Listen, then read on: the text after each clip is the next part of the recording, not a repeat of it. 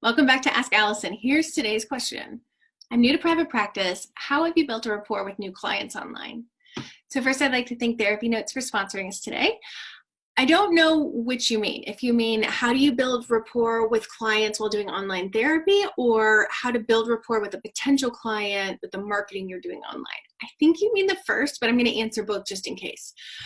So for online counseling, you may be surprised that what you do normally in person is going to work online.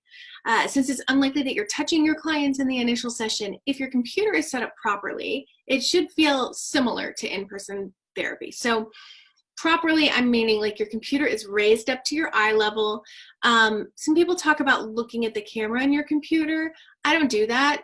With my computer raised up, and you can just use a box or a stack of books. You don't have to buy anything.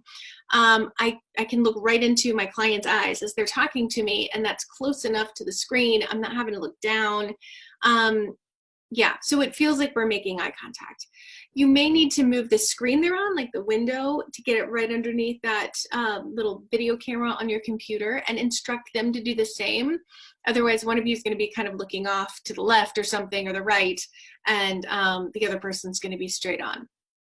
It takes just a few seconds to do that, and it makes a world of difference.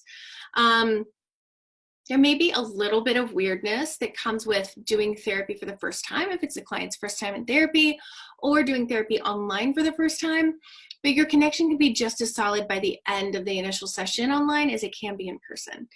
I think many of us have been FaceTiming or Zooming with friends or family, so it's a lot less potentially awkward than it might have been if you had started doing this a year ago, for instance.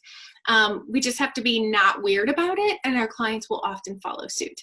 Now, if you're talking about how to build rapport with clients through your marketing online, that's a different answer. And there's a lot that goes into that, that we cover all of that in the Abundance Party, and we really get into it in the Inner Circle. But the most important step I'm going to tell you right now is to make sure that everything you post is something that your ideal clients actually care about.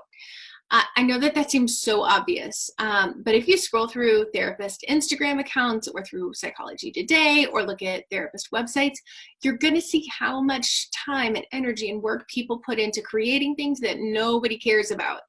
I don't want you to be in that position. So in order to do that, you have to have a clear ideal client. That doesn't mean that you only see one type of client.